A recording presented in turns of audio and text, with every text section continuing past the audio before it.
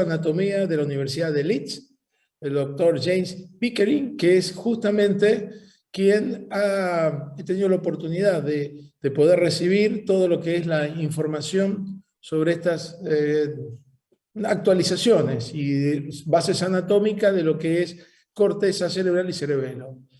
Tuve la oportunidad, este soy yo, hace unos añitos atrás. Este es el hospital de Lee. Esta es donde figura la universidad, es el hospital James Cook y pertenece al NHS. El NHS es National Health Service, es el sistema de salud británico y la verdad que es un sistema general de salud en el cual uno asiste a todo este tipo de hospitales en los cuales no solo es la asistencia hospitalaria, sino también la universidad, como ven ustedes, pues University Hospital es donde trabaja. Ahí se hacen estudios no solo de mi especialidad, que fue lo que fui a hacer yo, sino también todas estas estructuras anatómicas y se dicta clases y la universidad tiene relaciones directas. Para que se ubiquen, Lee está unida a otra ciudad que se llama Bradford. Estamos en las Midlands, estamos en la mitad de lo que es el Reino Unido. Para que nos ubiquemos, Londres está abajo, Escocia, o sea, Edimburgo y Glasgow en la parte superior, en el Midland, que es la parte del medio, hay básicamente 3 ciudades importantes. Una es Birmingham, la otra es Manchester y la tercera es esta ciudad que es, como está unida a la otra, se llama Bradford Lee. Esta es la universidad y este es el hospital de la zona, que es el hospital James Cook. Yo estuve en el 2007 3 meses en esa área. Así que bueno, van a ver algunas cosas en inglés y como siempre es interesante, sepan que la anatomía es una sola, así que se dé en inglés, se dé en español o se dé en portugués, van a ver que la terminología es siempre la misma, por eso tanto insistimos en esto. Algunas cosas yo fui modificando y agregando en español para que bueno, nos ubiquemos claramente.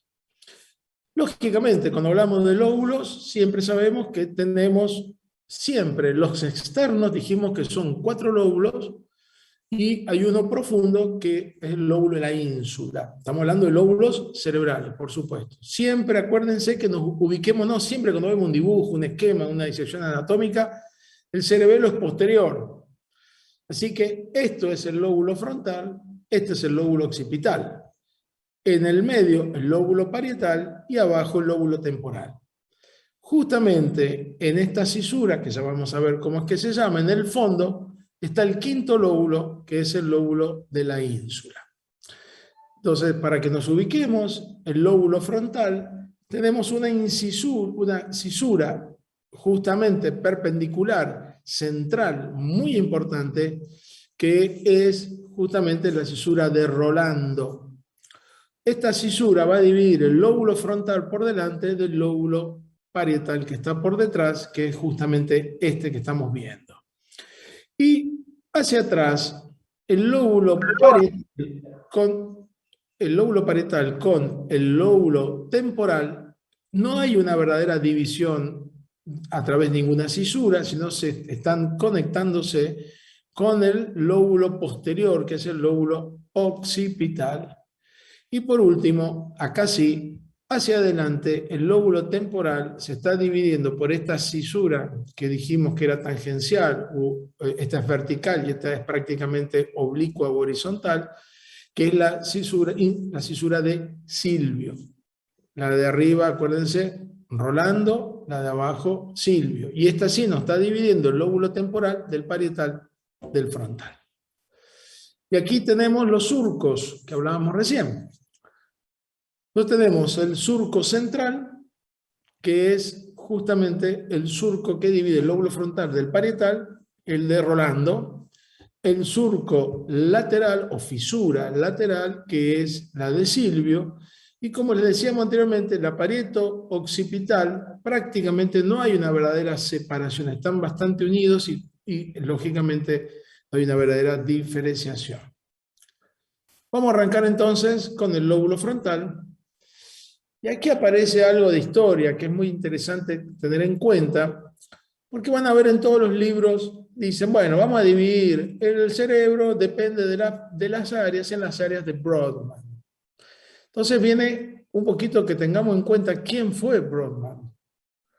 Corbinian Brodmann fue un neurólogo alemán que estudió la corteza cerebral en base a la citoarquitectura, o sea, las características histológicas, y las dividió en 52 regiones, que son las famosas áreas de Brodmann. Fíjense la fecha, estamos hablando de entre el 1850 y 1920, o sea, prácticamente al fin del 1800 y comienzo del 1900. Y lo que justamente Brodmann hacía, por eso me pareció interesante poner esta foto, porque utilizaba, es el comienzo de las magnificaciones ópticas, o sea, de los microscopios, era la época de Ramón y Cajal en España, y justamente entonces Brodmann empezó a dividir toda esta estructura en 52 regiones. Por eso van a ver ustedes en algunas áreas que pongo aquí la descripción del área, vamos a hablar algunas características de esa área, y abajo va a figurar el área de Brodmann, el número. Por eso es que muchos de ustedes, cuando dicen ¿qué área?, uno le pregunta ¿dónde está el área motora primaria?, como estamos hablando acá. Vamos a ver que está en el lóbulo frontal, en qué zona ya lo vamos a describir, y por ahí en una pregunta uno puede hacer el comentario, bueno, ¿y qué área de Brodmann es? Bueno, están todas bien descritas, no las 52, están descritas las que se usan habitualmente, que son las más importantes que tienen que conocer. Ubiquémonos entonces, el lóbulo frontal se divide del lóbulo parietal por esta cisura llamada de Rolando o sulcus central. De esta cisura para adelante el lóbulo frontal. Entonces, el área, nosotros vamos a tener justamente una estructura, una circunvolución vertical que está por delante de la cisura Rolando, es decir, se va a llamar zona pre-rolándica, ¿ok? O también llamada justamente cisura al nivel frontal, que se llama también precentral, o sea, que está por delante estamos hablando de lo mismo, por delante de la cisura de Rolando, prerolándica, o cisura central, precentral. Siempre el lóbulo frontal, ¿eh? Ahora estamos solamente en el lóbulo frontal. Y aquí aparece caprichosamente un dibujo muy atípico de un ser humano. Fíjense que tenemos todo lo que es la cara muy deformada, fíjense que tiene mucho la boca, toda la estructura facial, algo de párpados. Después aparece una mano gigante con un pulgar muy grande. Fíjense que casi el tórax, en la parte de piernas, no aparece en este dibujo humano raro. Estas son áreas donde las neuronas están trabajando allá arriba y están representando un movimiento, por eso se llama motora primaria, en una parte del cuerpo. Quiere decir que si yo agarro un electrodo y pincho en esta área de aquí, ese ser humano va a mover el labio. Si yo pincho en esta área de aquí, va a mover el pulgar. O si pincho en esta área de aquí, va a mover el dedo mínimo. Por supuesto, mano derecha y del otro lado, la mano izquierda. Entonces, como este es un dibujo medio atípico de un ser humano, porque está representado por la cantidad de neuronas que hay en esta área. ¿Y qué les parece a ustedes? Para mover la boca o para mover los párpados necesito un montón de neuronas. Para mover el dedo gordo del pie o el dedo de la pantorrilla necesito menos neuronas, porque es más básico el movimiento. Entonces, esta es la representación de la cantidad de neuronas que tenemos en esta área, y cuanto más compleja el área, por ejemplo el pulgar, que tiene muchísimos movimientos, es mucho más importante la cantidad de neuronas representadas ahí, lo mismo que en cabeza y cuello, que la parte de tórax o la parte de pelvis. Por eso es que ese nombre aparece con el nombre de homúnculos. Es un término, es como un humano, pero no es la representación clásica que nosotros conocemos de un ser humano. Siempre tienen que saber que las vías motoras son contralaterales. Quiere decir, por eso acá está puesto, el control de la vía motora es contralateral. Por eso un poquito el tema de hoy, estamos viendo corteza, pero estamos viendo vías también. Quiere decir que si este es el cerebro del lado derecho, del lado izquierdo, perdón, o sea, de este lado, pues no estoy viendo la cisura interhemisférica que está acá adentro, y yo toco este párpado, está justamente moviendo el párpado del lado contralateral. Acuérdense que la vía es cruzada. Y si yo tengo que mover el ojo del lado izquierdo, tengo que accionar el homúnculo del cerebro que está del otro lado, o sea, del derecho. Esta área presingular, precentral o prerolándica, siempre área frontal, es el área número 4 de Brodmann. Así no se pierden y lo tienen bien en claro. Si yo me voy adentro, o sea, miro la cisura interhemisférica, acá está un poquito lo que yo les contaba. Esta es la cisura prerolándica. Entonces, me vengo hacia esta es la cisura prerolándica, me vengo hacia adelante y estoy viendo justamente el área esta prerolándica, que es el área motora, pero ven que aquí aparecen las piernas, aquí aparece la zona glútea, y acá aparecen las pantorrillas, y acá aparecen el pie. Es decir, es como un hombre que está curvado y como es bastante atípico, tiene el nombre de homúnculos. O sea, es el área 4. Esta corteza motora principal es la que da la orden de salida del movimiento. Es decir, si yo voy a decir, voy a mover el brazo derecho, el homúnculo de mi zona prerolándica, lóbulo frontal, del lado izquierdo, da la orden para que baje por la vía y yo mueva el brazo derecho. Y al revés, si yo quiero mover el brazo izquierdo, la orden la da el cerebro del lado derecho. ¿Qué área? El área 4 de Brodmann, y hace el movimiento a partir de la vía, justamente vía motora principal. Conclusión, esta área es la que inicia el movimiento voluntario, ¿no? Para esto tiene que estar la conciencia. Uno tiene que dar la orden en su cerebro para mover la mano, el dedo, el ojo, la pierna.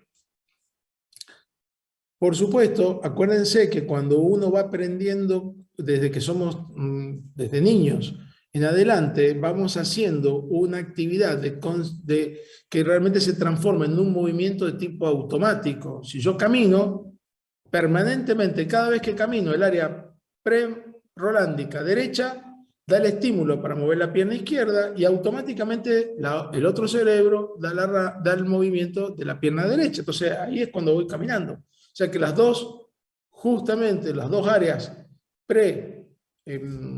rolándicas, las áreas motoras principales, están permanentemente funcionando una y otra para hacer el movimiento. Fíjense, lo que pasa es que ni lo pensamos, lo hacemos automáticamente.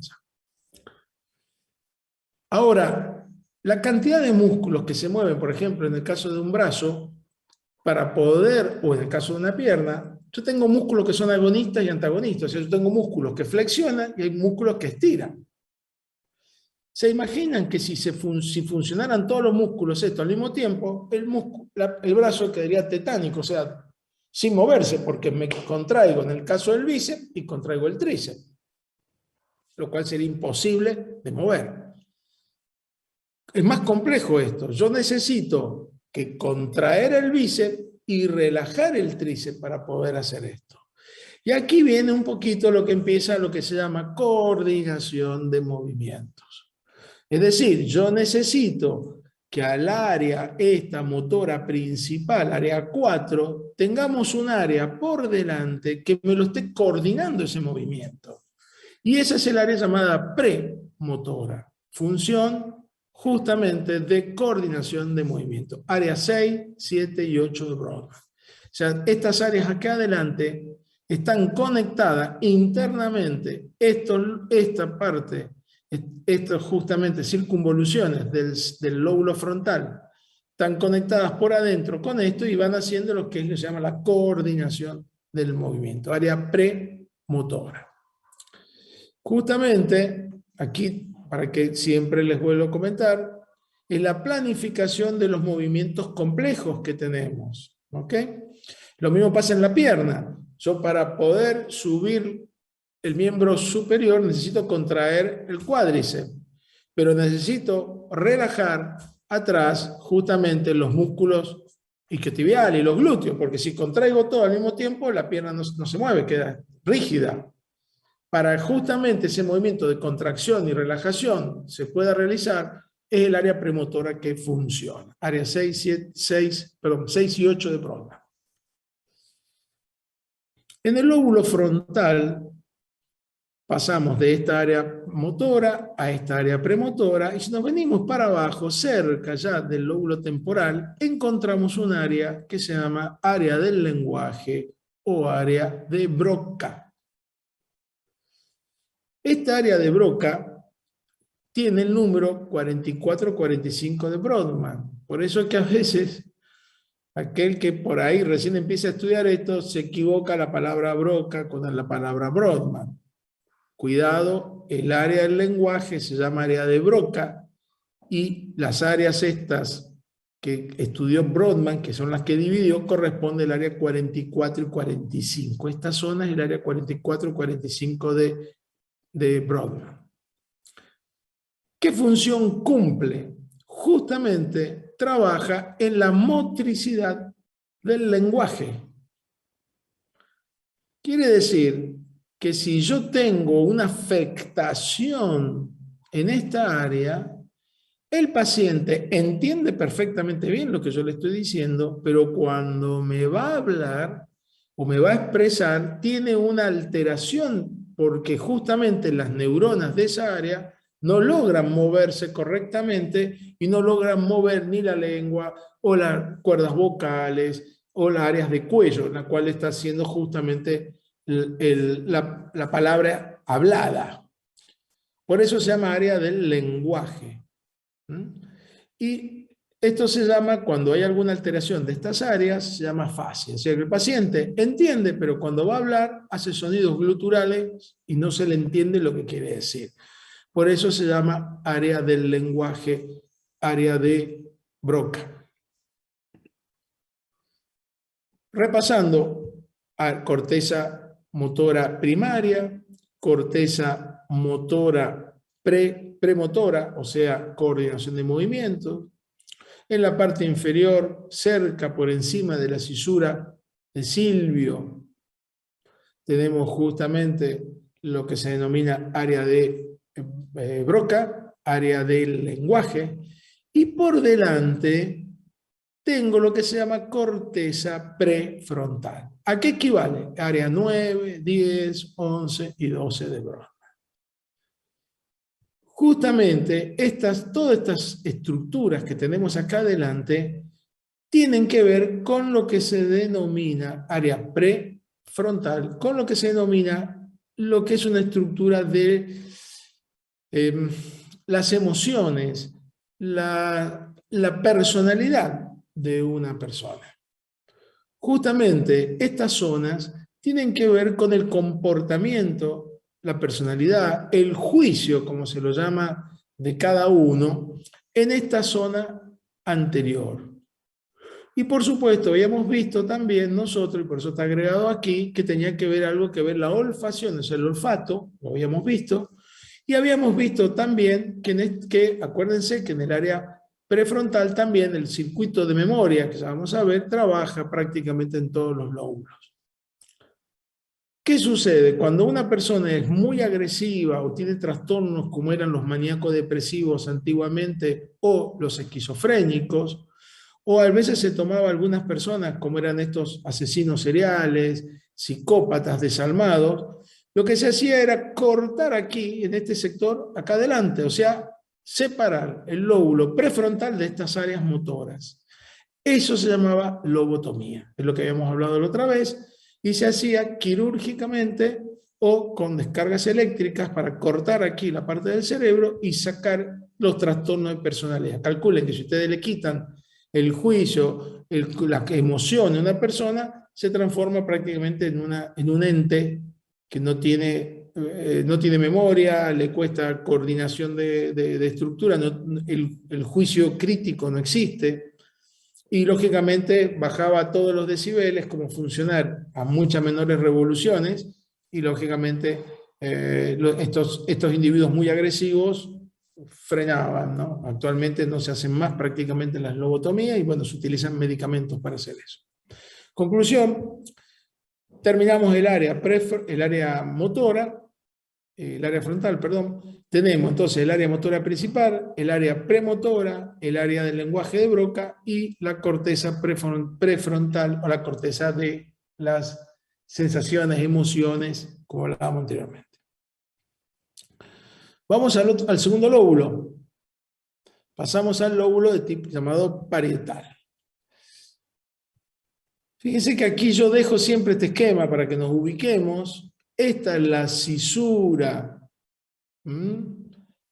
central. Acuérdense que la dijimos que es la llamada también de Rolando.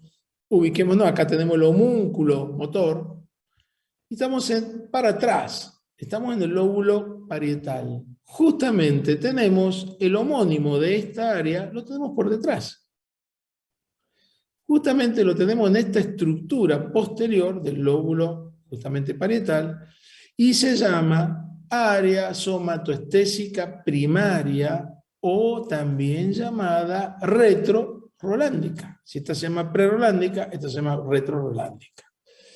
Es decir, esta área somatoestésica o somatosensorial o sensitiva primaria es donde recibimos toda la sensibilidad. Quiere decir que si a mí me pica la punta del dedo del dedo Pollici de la mano derecha, me está llegando la información a esta zona primaria, en esta área superior donde tengo el Pollici, porque es el homónimo de esto más hacia atrás, en esta área de aquí, y desde ahí van conectándose por adentro el área motora para dar el informe para que baje el estímulo y contraiga el dedo porque me pica, o lo quiero sacar, me estoy quemando. Entonces, este homúnculo motor tiene su homónimo en el homúnculo sensitivo que está atrás, en el área primaria somatosensitiva o área sensitiva primaria. Y corresponde a la área 3, 1, 2 de Brodmann. O sea, el área motor es 4 y esta área es 3, 1, 2. Estamos ahora sí en lóbulo parietal. Nos venimos un poquitito más hacia atrás en esta zona que se llama área de asociación parietal, es la otra estructura importante que tiene el lóbulo parietal, que es lo que se llama esterognosis. ¿Qué es lo que es la esterognosis? La esterognosis es identificar un objeto sin visión, sin verlo. Yo toco algo y yo sé si es frío, si es caliente, si es áspero, si es fino, si es suave, si es rugoso, si pincha, si no pincha. Es decir, todo lo que uno hace sin visión, porque no lo estoy viendo, justamente, eso se llama estereognosis.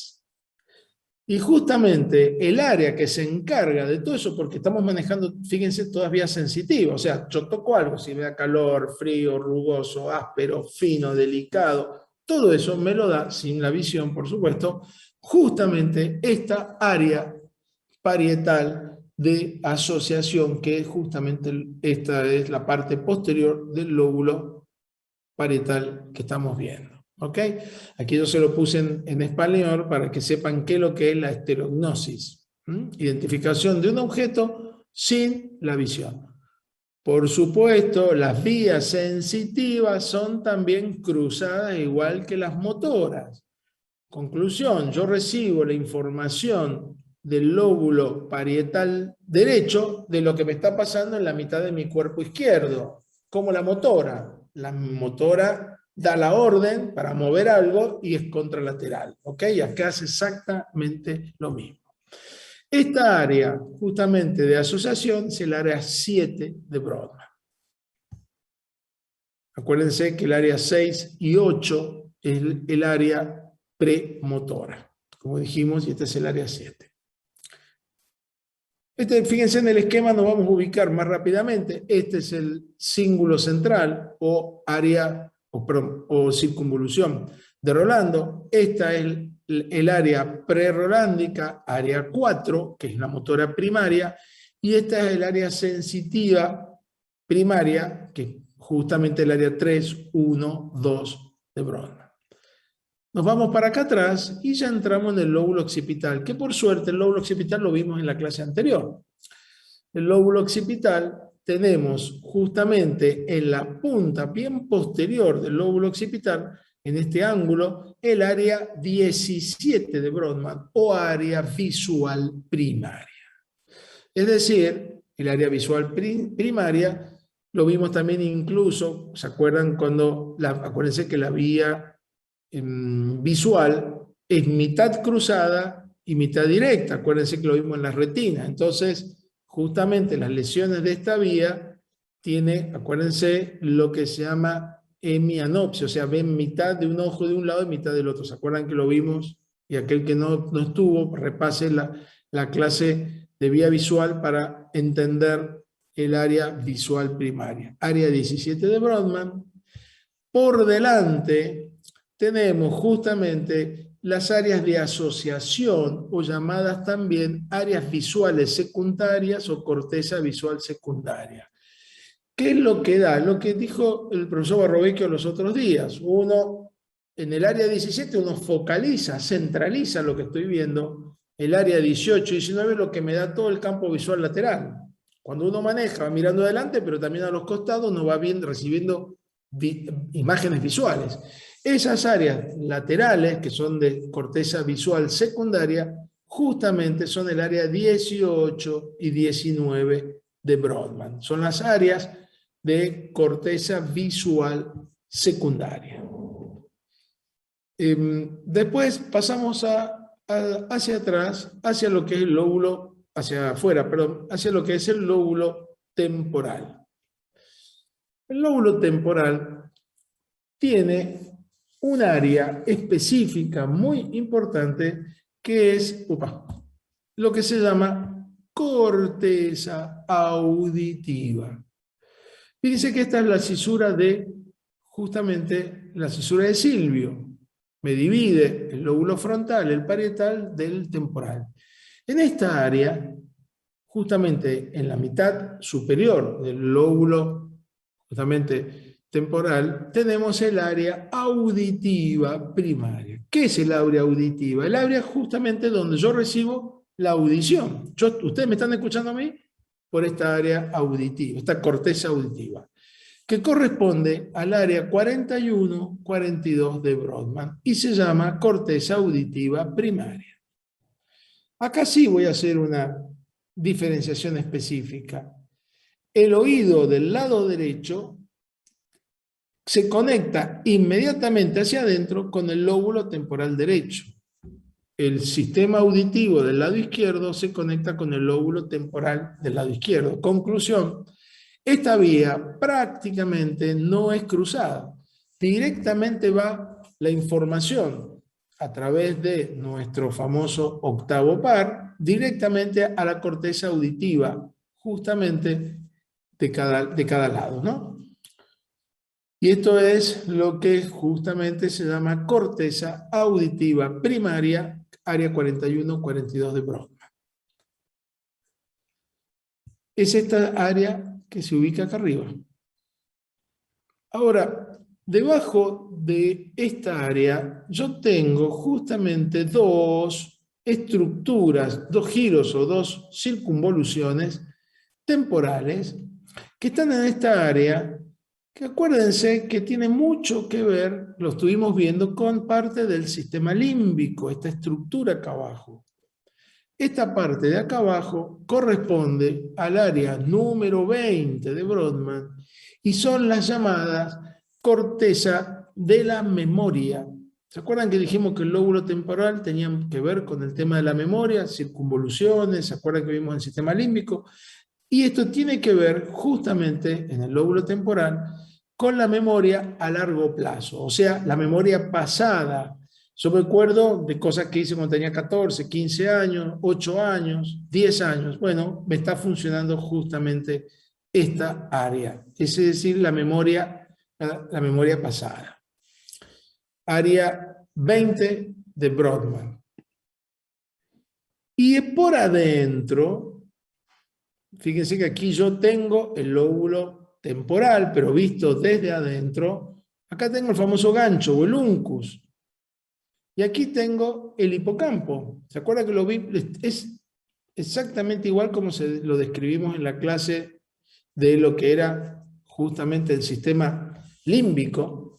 Justamente esta zona de lo que se llama la amígdala y el hipocampo, en este sector de aquí, corresponde al área 28, 36 y 38 de Brodmann, esta zona de aquí, tiene que ver con la memoria reciente.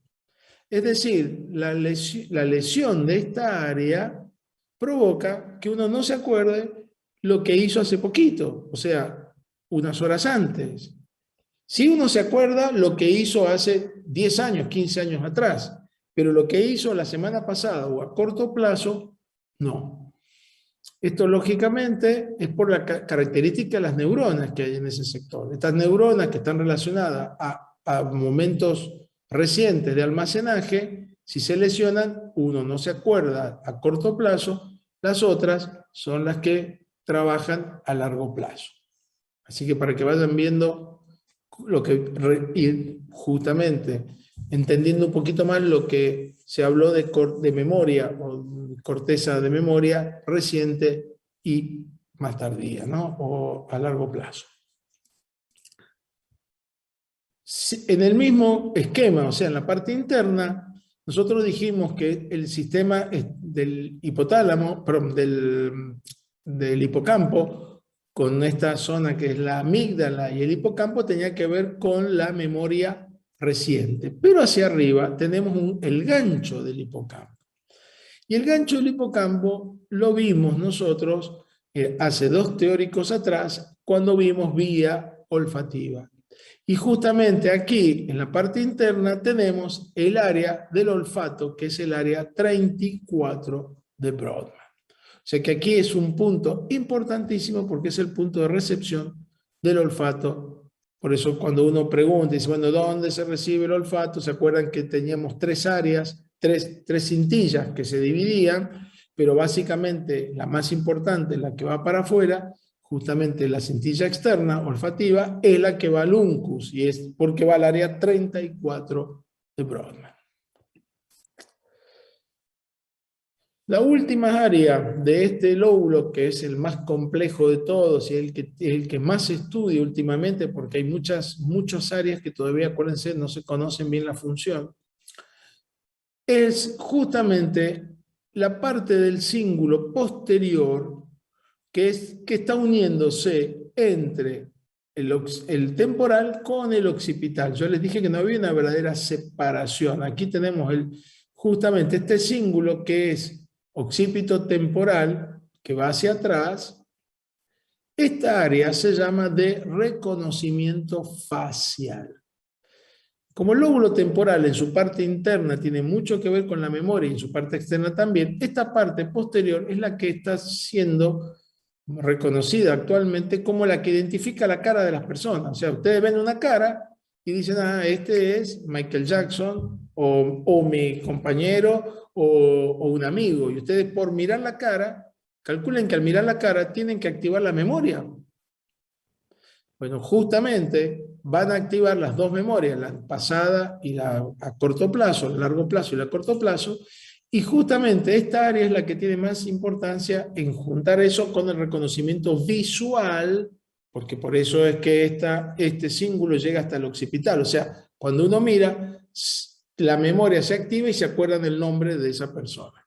Se llama reconocimiento facial. Muy súper interesante estas cosas de cómo se van conectando los lóbulos y vamos viendo áreas.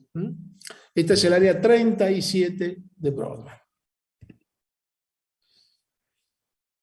En esta hay un punto, hay un área que es una confluencia donde está terminando el lóbulo temporal con el lóbulo parietal. Acá no hay, como se los dije de entrada, no hay una verdadera separación entre el lóbulo parietal, el lóbulo temporal y el lóbulo occipital. O sea, en esta parte, en esta confluencia, están bastante conectados estos 3 lóbulos. Acá dijimos que adelante estaba justamente el área auditiva primaria.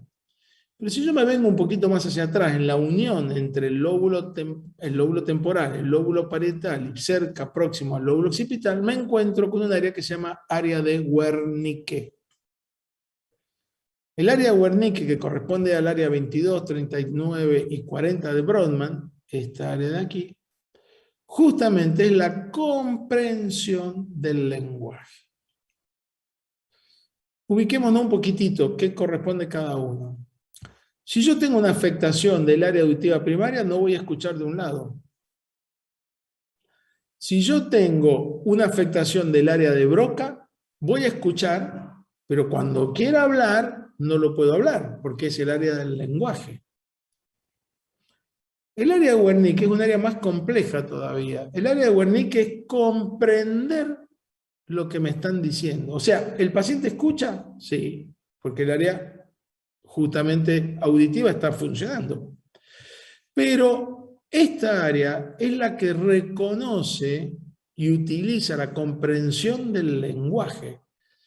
Esta área es la que tiene mucha importancia en los idiomas, en entender lo que le están diciendo a uno.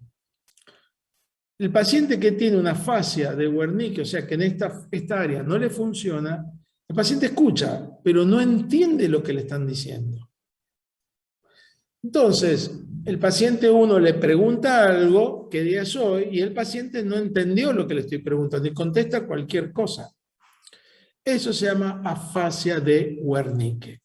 ¿Y habla bien? Sí, porque el área de Broca, acá adelante, no tiene problema. O sea, él me va a contestar, tengo 21 años, o tengo 50, o mi nombre es Ernesto, pero lo que yo le pregunté no tiene nada que ver, contesta con otra cosa, totalmente no comprende el lenguaje.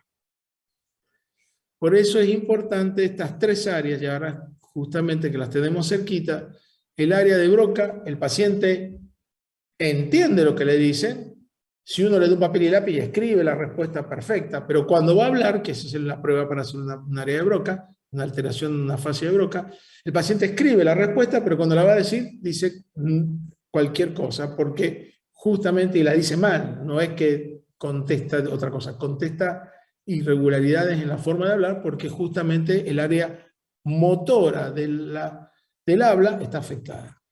En cambio, el área auditiva primaria, el paciente no escucha de un lado.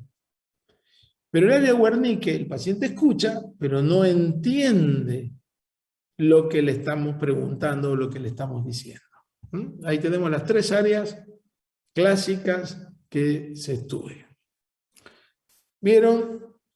Eran 52 áreas, pero solamente damos las más importantes, porque hay áreas, como les dije recién, que no se conoce su función todavía.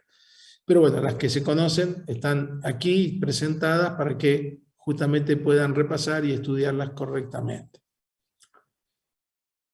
¿Por qué es tan importante esto? Porque justamente la circulación del cerebro, si se ve afectada la circulación del cerebro, se ve afectada el área, un área de estos lóbulos, y va a alterar justamente esas áreas que están ahí. Conclusión, vamos a hacer un pequeño repaso entonces ahora de circulación cerebral. Aquí tenemos nuestro famoso polígono de Willis, con nuestra arteria carótida interna de cada lado, pasando después del sifón carotídeo que entra para irrigar justamente los lóbulos cerebrales.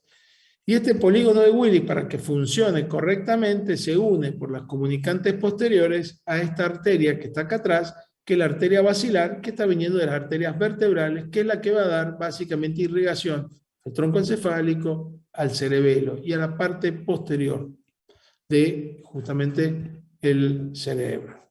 Ahí lo estamos viendo, polígono de Willis, y esto es un poquito lo que hablábamos antes.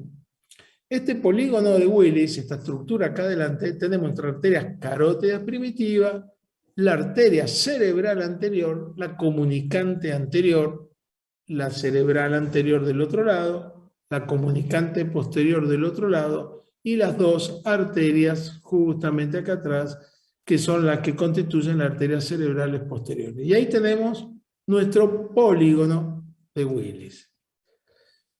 En estas áreas pueden aparecer los famosos aneurismas de las arterias. Y bueno, para que tengan una idea, el 40% de los aneurismas están aquí, en la comunicante anterior. El 34% de los aneurismas está en la arteria cerebral media, que es esta que está aquí.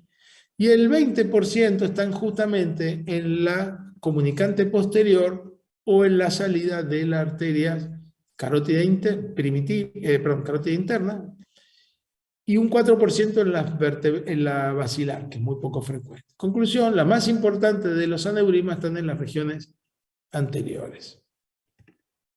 El aneurisma es una arteria que se dilata como una goma, y justamente al dilatarse se pueden romper, que se llaman, hacen hemorragia cerebral, o se puede formar un torbellino en forma interna y puede producir coágulos y taparse.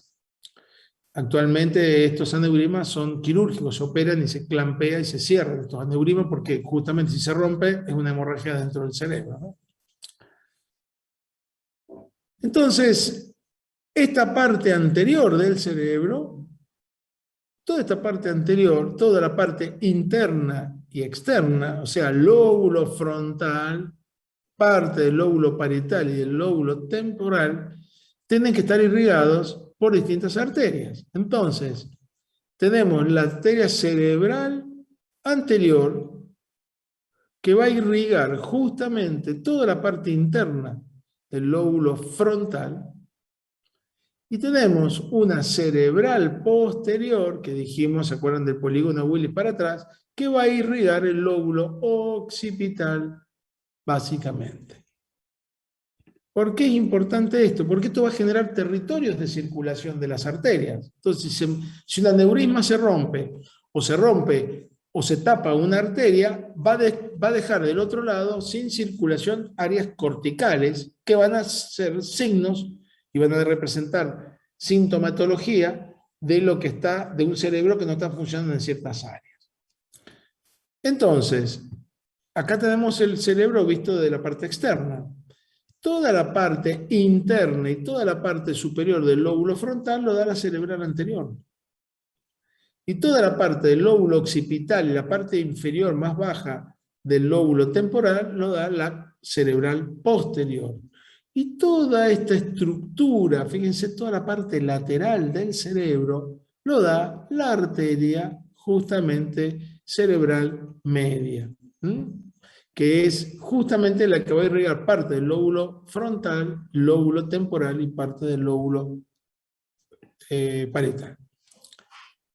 Aquí tenemos un nuevo representado visto de adentro. La arteria cerebral anterior va a irrigar básicamente toda la parte interna y parte del lóbulo frontal. ¿Ven? Este pedacito de aquí. La arteria la arteria posterior, cerebral posterior, va a irrigar todo el lóbulo occipital por adentro, lóbulo temporal y esta parte final. Y esta, que es la arteria cerebral media, esta es la que va prácticamente toda la parte lateral. Ahí estamos viendo la arteria cerebral posterior, que va a irrigar las regiones temporales y occipitales. Este es un corte transverso, o sea, es como que estoy cortando el cerebro, lo estoy mirando de adelante. Este es nuestro cuerpo calloso. Aquí yo tengo los ventrículos justamente laterales. Este es el tercer ventrículo. Acá tenemos los tálamos. Y tenemos hacia un costado un hemisferio y hacia el otro lado el otro hemisferio, derecho o izquierdo. Entonces, aquí tenemos nuestro famoso homúnculo, nuestro hombre deformado, porque esta es el área. Entonces aquí, si estoy viendo el homúnculo, y especialmente el motor, estamos a nivel del corte en área prerolándica, o sea, a nivel del área 4 de Brodmann. Si este corte lo hago un poco más atrás, voy a estar en el área sensitiva primaria o área parietal primaria a nivel sensitivo, y es el área 312. Y esto es lo que yo les comentaba. Fíjense cómo es la cara. Tenemos una boca muy grande, muchas neuronas que están en la región facial, Aquí tenemos la zona de la lengua, aquí hacia arriba tenemos la mano con un pulgar muy grande, y miren qué chiquitito que tenemos el tronco, las piernas y el pie, porque realmente tenemos no necesitamos tantas neuronas para mover esto. En cambio, estas zonas de aquí sí necesitamos muchas neuronas, es muy complejo el movimiento. Por eso esta forma de homúnculo.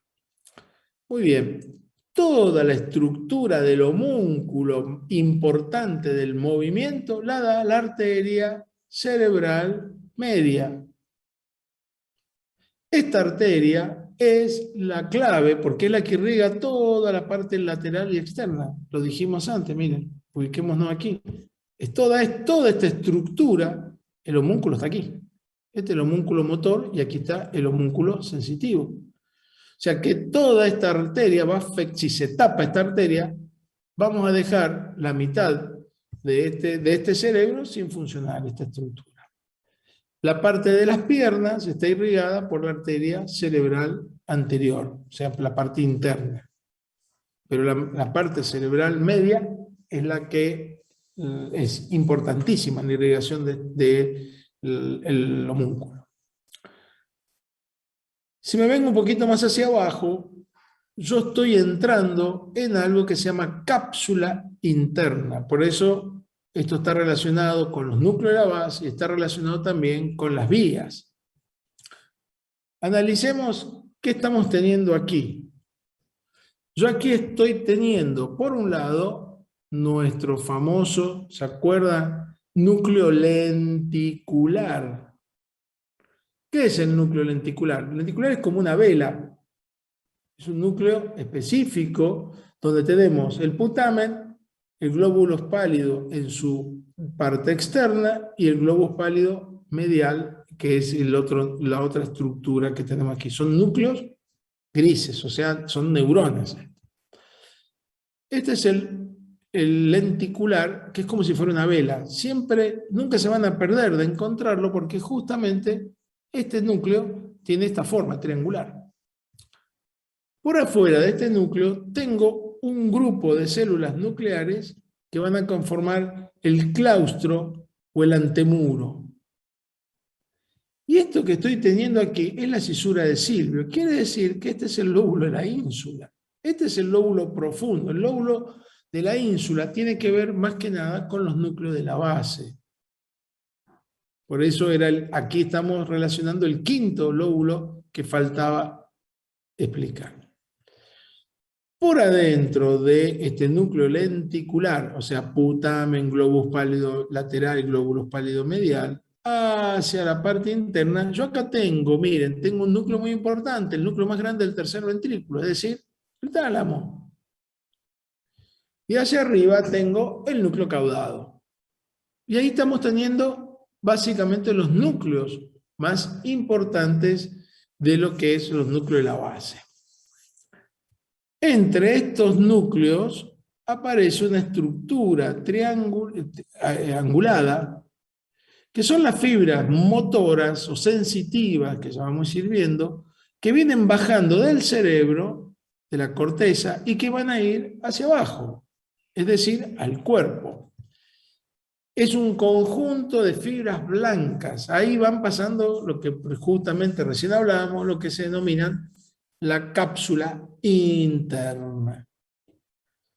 Esta cápsula interna justamente va a estar pasando estructuras. Justamente esto se llama brazo posterior, esto se llama brazo anterior, y la curva o rodilla, justamente, o genu, como se denomina. Y por ahí lo que han hecho aquí es representar lo que yo tengo arriba en mi homúnculo. Cuando va bajando la cápsula interna, las fibras, ustedes acuérdense que mi orden nace en mi corteza motora, por ejemplo ahora, grado 4 de mi lóbulo frontal del lado izquierdo, doy la orden para, ejemplo, mover el pulgar del lado derecho. De aquí tengo que estar conectándolo aquí. ¿Y por dónde baja eso, esa fibra, ese cable? ¿Por dónde va? Ese cable va por la cápsula interna. ¿Qué parte? Todo lo que es el brazo posterior lleva la vía motora y la vía sensitiva principal. Por eso acá aparece en el homúnculo toda esta estructura. Y en la rodilla aparece la vía justamente geniculada, la vía que va por la rodilla, de genu, quiere decir rodilla, la vía geniculada, o es la vía que justamente va a mover los núcleos motores de los pares craneales. Es decir, el par número 3, el par número 4, el par número 5, el 6, el 7, el 9, el 10, el 11 y el 12. Miren la cantidad de estructuras que pasan desde aquí, por la vía, por la rodilla, o esta curva, se llama rodilla o gen. Quiere decir que las neuronas que yo tengo acá arriba en mi cabeza para mover la lengua, que es lo que estoy haciendo ahora, da la orden, mi cerebro frontal baja la vía, pasa por la cápsula interna, porque es cabeza y cuello, y me hace mover la lengua. ¿Ok? Miren lo complejo que es. Cualquier lesión que haya en la cápsula interna, justamente deja al paciente sin mover la mitad de la cara o sin mover la mitad del cuerpo. Del otro lado, acuérdense que las vías son cruzadas. Voy a prender un poco la luz. Un segundo.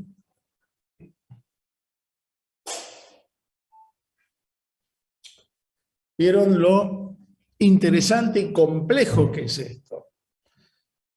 Por eso es que siempre tengan en cuenta que las vías, las áreas blancas, es el cable que une nuestro estímulo que nace, ya sea en el cerebro o en la piel, por ejemplo, o en un músculo, que es el receptor, y va o viene, depende, siempre son unidireccionales. Las vías motoras bajan y las vías sensitivas suben. Y el punto donde más se unen todas estas vías es justamente este, el de la cápsula interna, o sea, los núcleos, alrededor de los núcleos de la base. Y aquí tenemos, bueno, de nuevo repasando, porque lo que van a ver en el futuro ustedes, pacientes que tienen trastornos en el habla, trastornos en movimiento, trastornos en la visión, en la audición, bueno, tienen que saber justamente las áreas de Brodmann, cuáles son, y por el otro lado tienen que saber qué arterias están irrigando estas áreas.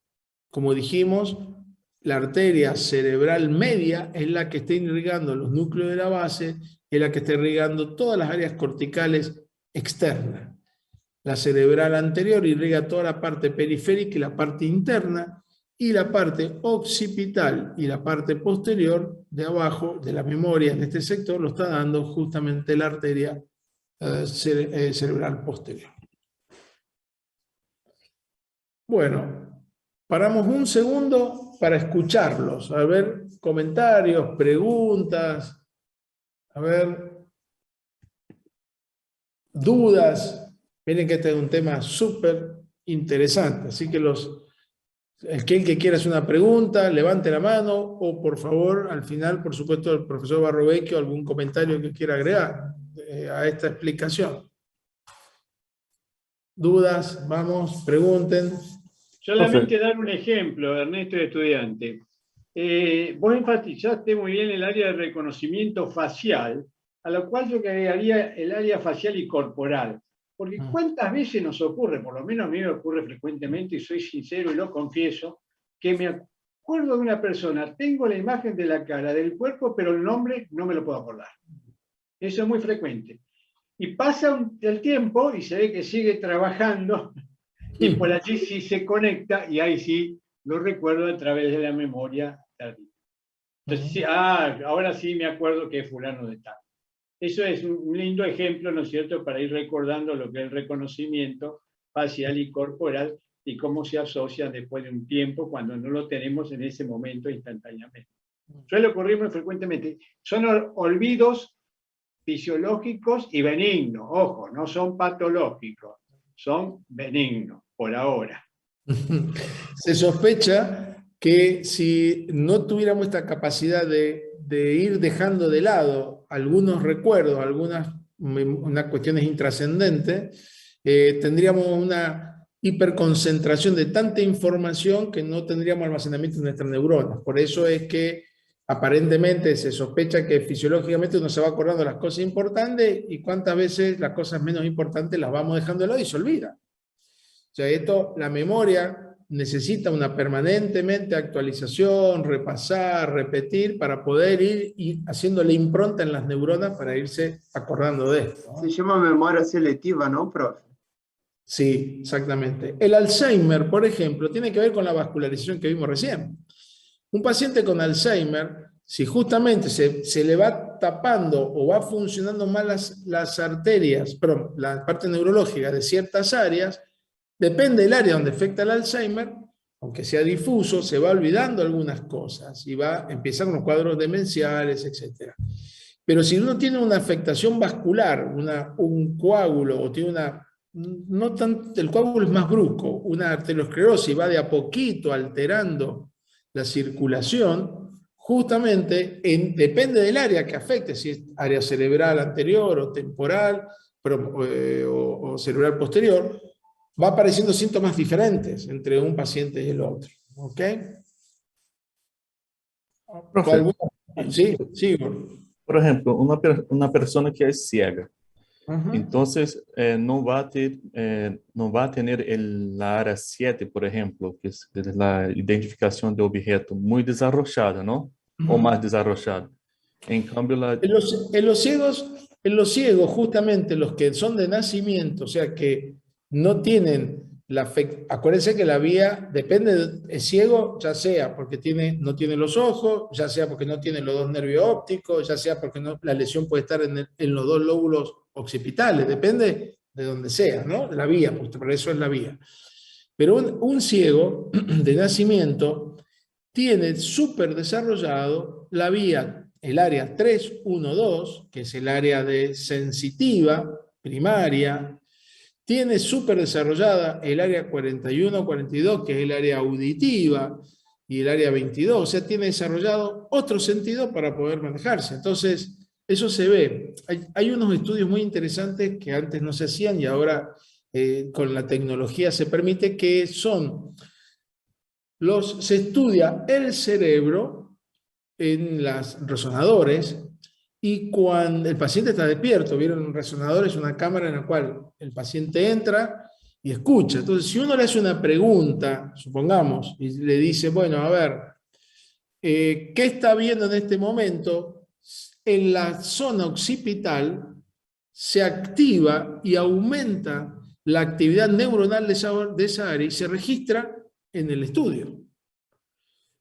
Y por el otro lado, se activa, como dijo el profesor Barrovecchio, las áreas estas de memoria, porque uno mira, pero uno se acuerda, bueno, esto es la cara de tal, esto que estoy leyendo es el libro tal, etc. Y se activan áreas del área temporal. Esto es lo que se está haciendo ahora, es el mapeo a través de las resonancias, porque justamente se les da color diferente a la actividad neuronal y uno hace un mapeo de cómo está la actividad neuronal. Las angiografías sirven para estudiar la parte vascular. Esto lo que estamos hablando es la actividad neuronal en sí. ¿Ok? Igor, ¿se entendió? Perfecto, gracias. Perfecto. ¿Alguien quiere preguntar? Profe, ¿hay Sí. alguna justificativa para que las vías sensitivas y motoras sean cruzadas? A ver, ¿por qué son cruzadas? La verdad que desconozco, ¿no? Porque ¿por qué la naturaleza lo hizo así? La verdad que no sé. Es un misterio. El que descubra eso se va a llevar 10 premios Nobel. ¿Por qué Dios o no sé, el supremo que cada uno crea, creó que la vía sea cruzada y no derecha? Bueno, no sé. Gracias, profe. Seguramente tiene mucho que ver, pienso, el desarrollo embriológico que hemos tenido. Es decir, como vieron que la teoría de Darwin es muy específica y venimos de distintos tipos de animales que han ido progresando y han ido desarrollándose cada vez más hasta llegar al ser humano. Probablemente algunos animales primitivos, deben tener vías cruzadas y bueno, de ahí seguramente algo de eso debe haber. Pero bueno, sí, es así. Igual que ustedes entiendan la complejidad de esto, porque se lo vuelvo a repetir. Vamos a hacerlo más grueso. Yo tengo que flexionar mi brazo derecho. O sea, que yo tengo que contraer mi bíceps y aflojar mi tríceps. Nada más. Ni piense en la cantidad de músculo cada vez que muevo un dedo. Vamos a hacerlo más fácil. Yo muevo el bíceps. Doy la orden de contracción a través de mi área 4 motora, pero contralateral. O sea, este es mi brazo derecho, es mi cerebro izquierdo. ¿Qué parte del cerebro? Lóbulo frontal. ¿Qué parte del lóbulo frontal? El área premotora, perdón, el área prerolándica, área motora primaria, área 4. Perfecto. Doy la orden. Baja el cable va bajando, llega a la cápsula interna, baja por la cápsula interna, va por la vía motora principal, cruza la vía motora principal, la decusación motora es más abajo, en el tronco encefálico, el 90%. Baja, llega al plexo braquial del lado derecho, y da la orden al músculo cutáneo, va por el nervio músculo cutáneo y contraigo el bíceps. Pero en ese mismo momento yo necesito que el tríceps se me afloje. Quiere decir que de esa área 4, de acá arriba, del lado izquierdo, pues estoy contrayendo el derecho, del lado izquierdo, se conecte con el área premotora que está adelante, baje una vía para inhibir el tríceps, para que se afloje el tríceps. Y en eso, para que sea un movimiento coordinado, no que sea uno sí y uno no, trabaja el cerebelo, que lo vamos a ver ahora. Fíjense todo lo que pasa en milésimas de segundo con la contracción del bíceps.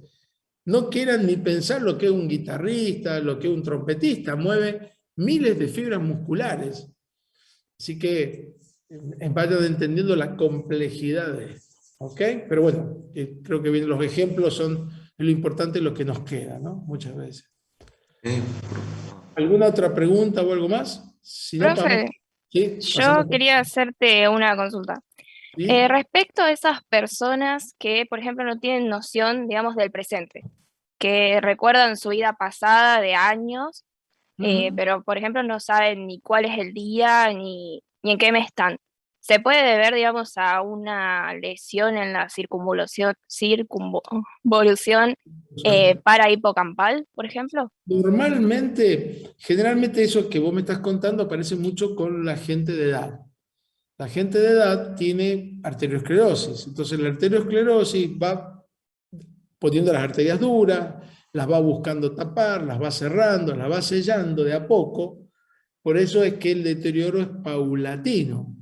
Justamente depende de las arterias que toma la arteriosclerosis, va haciendo estos trastornos. Lo que pasa es que la memoria, se tiene identificado que hay dos áreas, de memoria principal y de memoria principal, me refiero a reciente y a memoria tardía, que es lo que hablábamos recién. Pero también se sabe que hay todo un circuito de memoria que se conectan todas las áreas entre sí. Porque, por ejemplo, como lo dijimos, si yo miro, tengo, como dijo el profesor Barroy, que necesito tener memoria para acordarme del nombre de la cara. O, por ejemplo, el olfato, que es el área frontal. Yo huelo algo y este perfume me hace acordar a una novia que tuve hace 20 años atrás. Todo eso tiene que estar conectándose el lóbulo frontal con el lóbulo temporal. O toco algo suave y me hace acordar a la ropa que tenía cuando tenía 15 años. Quiere decir que tengo que estar conectando el lóbulo parietal con el lóbulo temporal del área. Por eso es tan complejo, está todo interrelacionado. Por eso cuando uno tiene un traumatismo de cráneo importante, lo primero que hace, se pierde ese circuito de memoria, que es lo que le pasa a los accidentados, que después de golpe se va de a poquito recuperando. En los viejitos, en los pacientes ancianos, seguramente lo que estás contando es lo habitual, o sea, va alterando esa memoria y el paciente no se acuerda, tiene una pérdida de temporoespacial, se llama, o sea, está desubicado en el tiempo, no sabe qué día es, ni sabe el espacio, o sea, no sabe si es la Argentina, Estados Unidos, no tiene idea dónde está.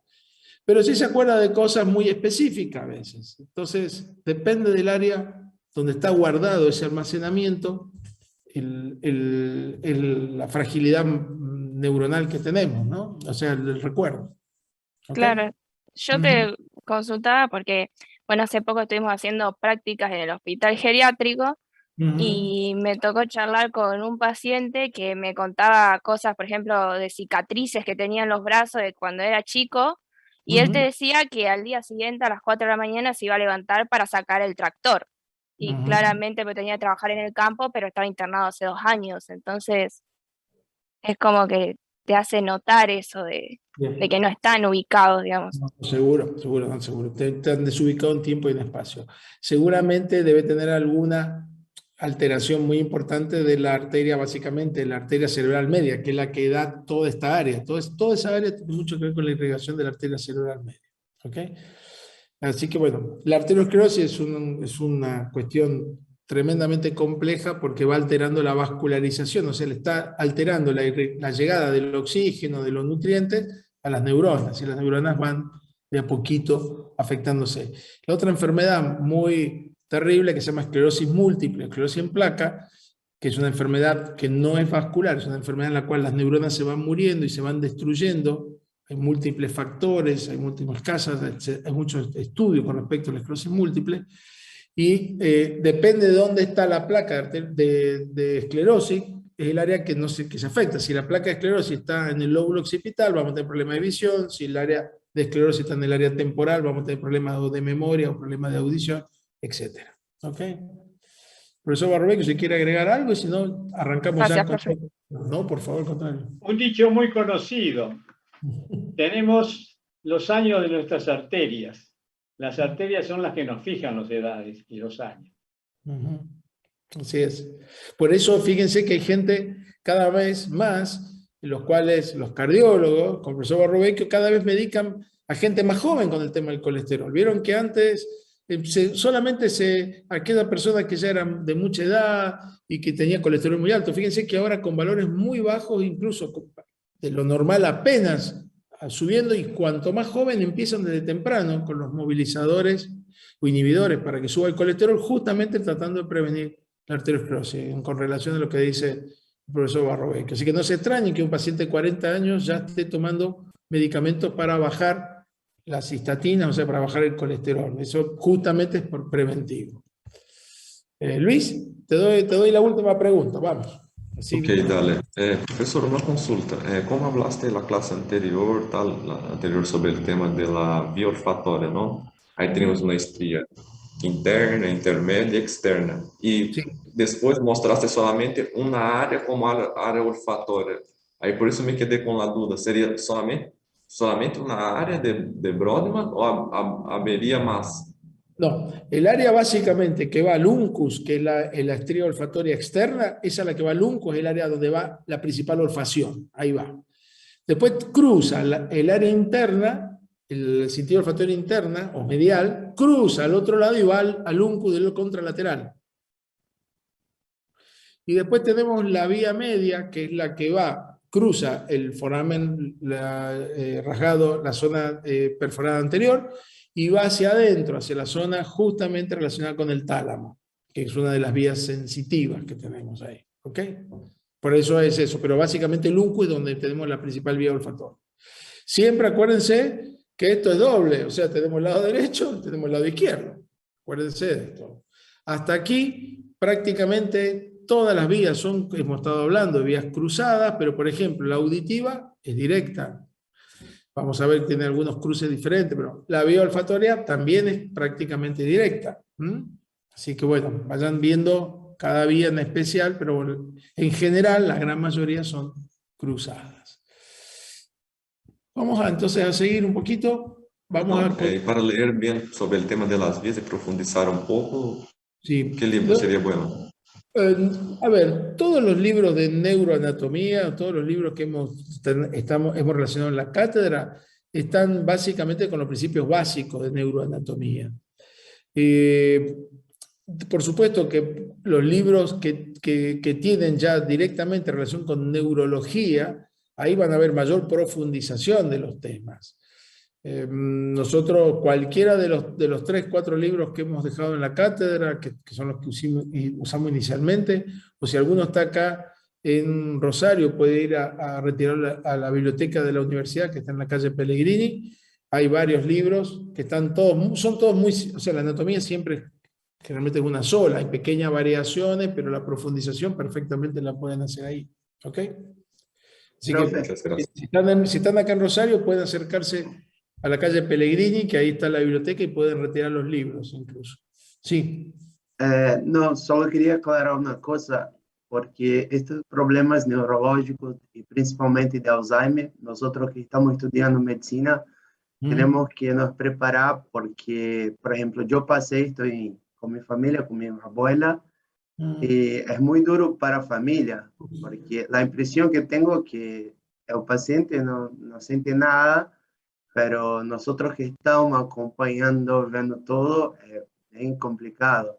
Entonces, además de cuando tenga un caso, tiene que hablar que la familia tiene que estar preparada porque va a pasar por un par de situaciones que no esperaba.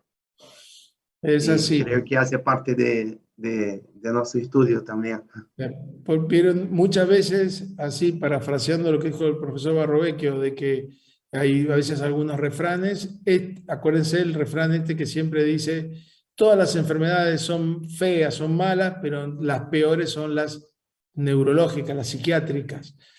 El problema de todas estas enfermedades neurológicas, muchas de ellas el paciente no se da cuenta de lo que le pasa, y es realmente muy difícil, porque bueno, y tampoco hay soluciones, porque si no le está llegando la circulación a ciertas áreas cerebrales, las neuronas se mueren, y todos saben que las neuronas no se vuelven a duplicar, entonces no se pueden reproducir.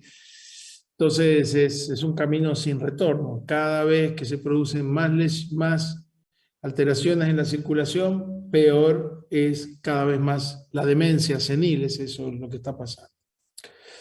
Bueno, vamos a pasar ahora a cerebelo, así, o cerebellum, que es la terminología,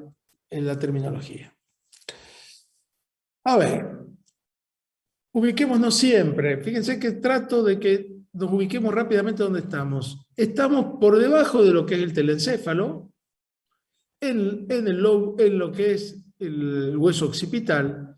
Por delante tenemos el cuarto ventrículo, que lo vimos la otra vez. Tenemos la protuberancia o puente de Baroglio, los pedúnculos cerebrales o mesencéfalo, el bulbo, y más hacia abajo, ya no en relación tanto con el cerebelo, tenemos la médula. ¿Qué función tiene el cerebelo? Bueno, el cerebelo básicamente, mire, tiene varias estructuras que son muy importantes, y yo no sé por qué, pero es un tema que cuando uno pregunta en un examen, hablemos de la función del cerebelo, les cuesta a veces ubicarse. Tómenlo con cariño, no es un órgano muy difícil de entender, tiene varias cosas particulares, pero bueno, vamos a hacer el esfuerzo de interpretarlas y de que queden con el concepto claro el día de hoy. Tiene que ver mucho con lo que es la coordinación de los movimientos, o sea, con la vía motora. Pero ustedes me van a decir, pero profesor, usted estuvo hablando de la vía motora, nace en el lóbulo frontal. Sí, esa es la vía principal. Pero para coordinar todo el movimiento, el cerebelo trabaja. Segundo, en el mantenimiento del balance y la postura, o sea, en la posición directamente erguida que uno tiene. Eso es importantísimo. Y usted me va a decir, bueno, pero yo me acordé que la vía vestibular, que es la del octavo par, es la que me da el equilibrio, porque el octavo par, acuérdense, hay una parte auditiva, que es la cóclea, y la otra parte de movimiento, que es justamente la vestibular.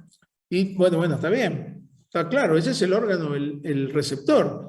Pero ¿a dónde vamos a coordinar básicamente parte de esto? El cerebelo.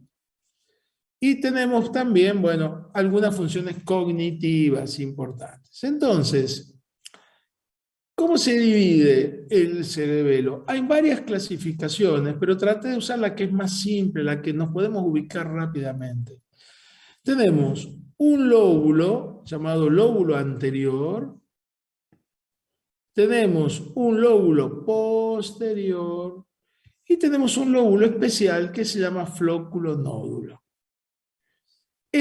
Ubiquémonos, en el lóbulo anterior toma más que nada la parte superior, el lóbulo posterior toma la parte más externa y la parte más inferior, y el flóculo nódulo, que es un nódulo especial, un lóbulo especial, está en relación con el techo, ¿ven?, del cuarto ventrículo.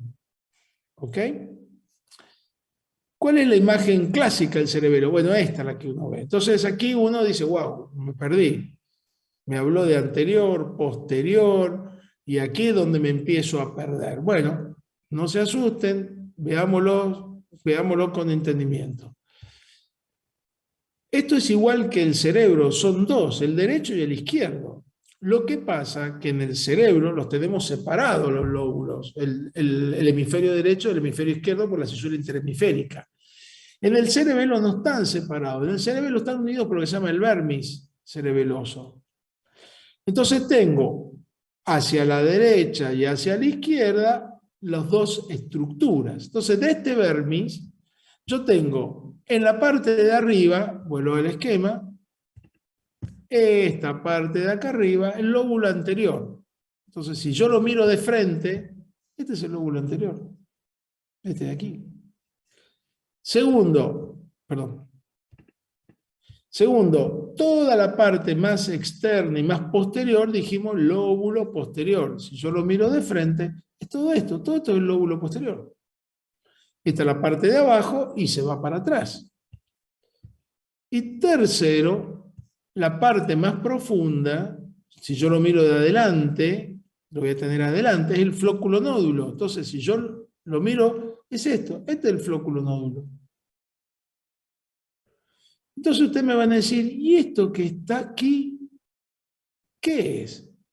Bueno, esto es justamente lo que une, la estructura que une esta parte central de la protuberancia con el cerebelo, por donde van y vienen las vías, porque dijimos que tenemos que tener conectado esto. Y eso se llaman pedúnculos cerebelosos, no cerebrales. Cerebelosos, porque unen el cerebelo con el tronco encefálico.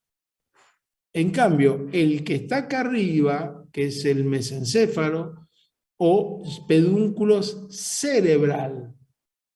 Esa es la diferencia. Estos son pedúnculos cerebelosos, que vamos a ver que tenemos básicamente en un corte de adelante. Estos serían los pedúnculos cerebelosos medios, los que se conectan con la protuberancia. ¿Qué es lo que me falta aquí? Y aquí me falta ver el cuarto ventrículo, porque yo estoy mirando justamente esto, lo estoy mirando acá adelante. Es decir, es como que yo saqué el cuarto ventrículo, estoy viendo a través del techo el cuarto ventrículo, el vermis, el lóbulo anterior, el lóbulo posterior y el flóculo nódulo. Y estos son, como hablábamos recién, que conectan los pedúnculos cerebelosos. Cuando uno va viendo lo que es la estructura, vamos a ver que algunos dividen el cerebelo en áreas, por eso vamos a ver el tema del vermix, como dijimos recién. Vamos hacia afuera, le llamamos hemisferio justamente paravermix, o sea, esta es otra forma de clasificarlo. O sea, que lo estoy mirando de adelante y lo estoy cortando hacia el costado. Lo otro lo clasificaba en base a lóbulos. Entonces yo acá digo, este es el vermix, que es la unión, como hablábamos recién de los dos hemisferios cerebelosos, y este hemisferio cerebeloso lo vuelvo a cortar, a dividir en intermedio, que es este sector que toma anterior y posterior, justamente este que es el hemisferio lateral, este es el intermedio, el vermix, el intermedio, el hemisferio lateral. Ya vamos a ver un poquito de estos síntomas cuando veamos los núcleos ahora en importancia, que son estos de aquí. Entonces, podemos dividir al cerebelo, como dijimos, en un vermix y dos hemisferios. Y cada uno de estos hemisferios yo lo puedo dividir en un intermedio y en uno más lateral. O puedo dividirlo en lóbulo superior, anterior, posterior y el flóculo nódulo. Pero si yo corto el cerebelo en la mitad, me voy a encontrar con que tenemos sustancia gris periférica y tenemos sustancia blanca en el medio, y adentro, en el centro, tengo sustancia gris otra vez. ¿Se acuerdan que estuvimos viendo los núcleos de la base? en el cerebro? Bueno, acá está pasando lo mismo.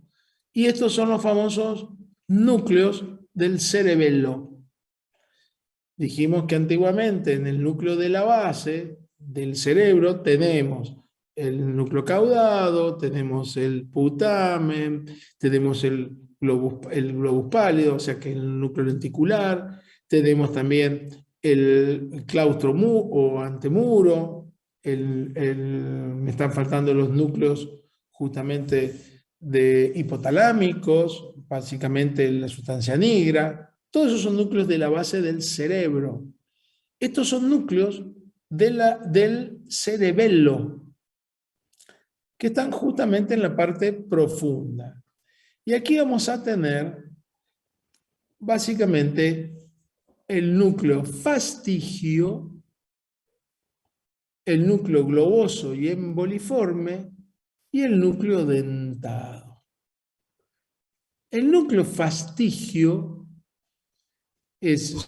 su nombre justamente tiene relación directa con lo que son los núcleos vestibulares, o sea, con el equilibrio. En los núcleos globoso y emboliformes se llaman interpuestos o interpósitos. Estos dos núcleos se les denomina interpósitos o interpuestos. Y tienen que ver con el núcleo rojo y la formación reticular. Y el núcleo dentado tiene que ver básicamente con el tálamo. Si yo corto en la mitad, voy a tener el núcleo más interno, es el fastigio. El núcleo más externo, el dentado. Y en el medio, el interpuesto entre los dos, entre el fastigio y el dentado, el globoso y el emboliforme. Estos son núcleos profundos, son núcleos del cerebelo. La otra forma de dividir al cerebelo es llamar lo que se llama filogenética, es decir, qué función ha tenido el cerebelo desde los animales más primitivos hasta llegar al ser humano. El flóculo nódulo, acuérdense que es el más profundo de todos, es la parte más antigua. Como es la parte más antigua, se la llama arquicerebelo. Quiere decir que ese flóculo nódulo pertenece a lo que se llama arquicerebelo o llamado también vestíbulo cerebelo, y tiene que ver con la vía vestibular. Acuérdense que la vía vestibular es el par craneal número 8, y ese par craneal tiene que ver con el equilibrio. Y ahí viene uno de las funciones específicas del cerebelo, es el equilibrio. Es decir, si a mí me falla esta zona, puede tener alteraciones del equilibrio. Por eso, cada vez que un paciente tiene algún trastorno de equilibrio, el neurólogo, el otorrino o quien estudie esto, le estudia el octavo par, la vía justamente del equilibrio, los conductos semicirculares, la vía del octavo par, y le estudia el cerebelo, porque el arquicerebelo tiene que ver con el equilibrio. Si nos vamos un poquitito más hacia afuera, tenemos el paleocerebelo. El paleocerebelo es justamente la parte del medio del cerebelo, que esto es como desarrollo. Los animales más primitivos tienen el equilibrio. La segunda parte más compleja es el tono muscular. ¿Qué es el tono muscular? Es lo que se denomina justamente como estado de semicontracción que tienen los músculos. Los músculos, cuando una persona justamente está durmiendo, por más que esté relajado, los músculos tienen un estado de semicontracción. Eso se llama tono muscular. Ese tono muscular, si el cerebelo no funciona, se pierde. ¿Qué parte del cerebelo? La parte media del cerebelo, el paleocerebelo. ¿Y a qué lugar corresponde? Corresponde justamente al hemisferio, no al vértice. El vértice es básicamente el arquicerebelo.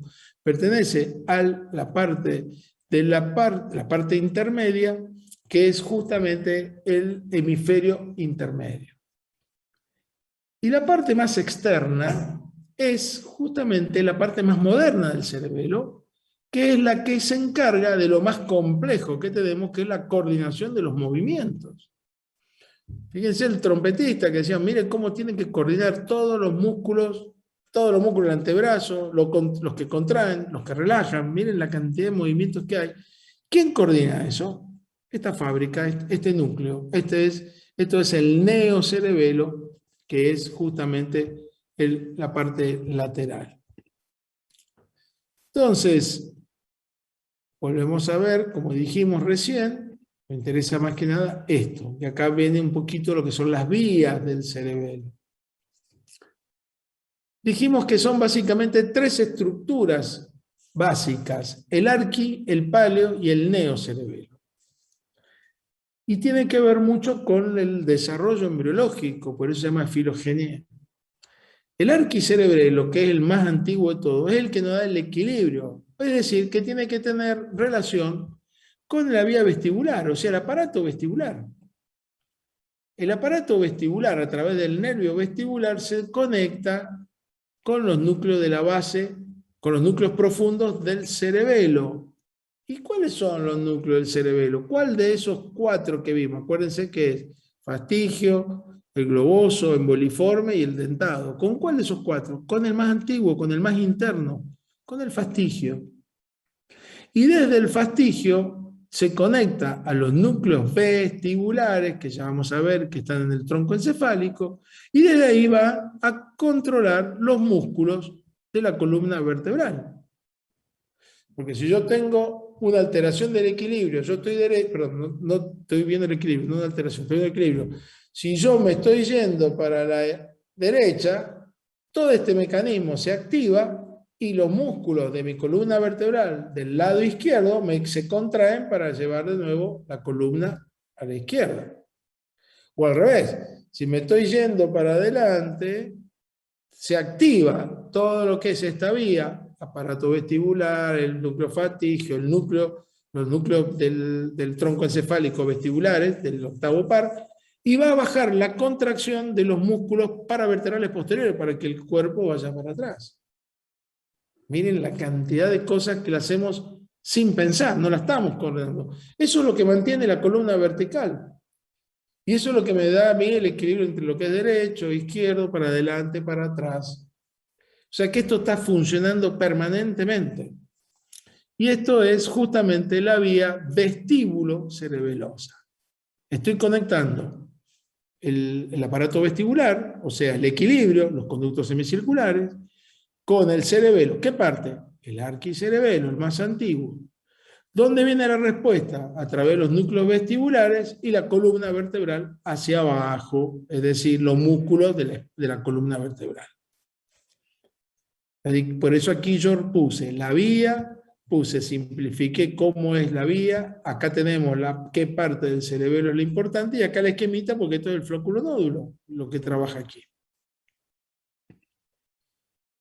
¿Cuál es la segunda función clave del cerebelo? El paleocerebelo, es decir, lo que se llama el tono muscular. ¿Cómo es que ese estado de semicontracción que tienen los músculos, que se llama tono? Entonces, esta vía es la que se llama espinocerebelosa. Estas vías espinocerebelosas nacen en la columna vertebral, en la médula espinal, perdón, suben por el cerebelo, y aquí ya vamos a ver, las vías espinocerebelosas tienen algunas características, eso no viene hoy al hecho porque hay una vía directa, hay unas cruzadas, bueno, lo vamos a ver más adelante, pero esta vía espinocerebelosa van al núcleo que está en la mitad, que es el núcleo del paleocerebelo. ¿Cuál es el núcleo del paleocerebelo? El interpósito, los núcleos cerebelosos profundos. Este núcleo interpósito son 2, globoso y emboliforme. Y de este núcleo interpósito sale el estímulo, el cerebelo lo armó, da la orden y baja a la sustancia reticular y al núcleo rojo, y de ahí van justamente a la médula espinal. a los núcleos justamente que tienen relación a la vía retículo espinal y rubro espinal. Rubro es roja, es la vía que viene del rojo, y la retículo es esta de aquí.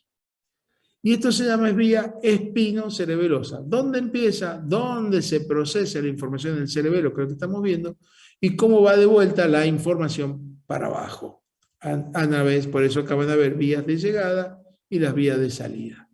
Todo esto hace que justamente el estado de contracción de los músculos de la columna vertebral, que es lo que estamos viendo aquí, o de los músculos de los miembros también. Y la parte más moderna del neocerebelo, la parte más externa, la de último desarrollo, es la coordinación de los movimientos.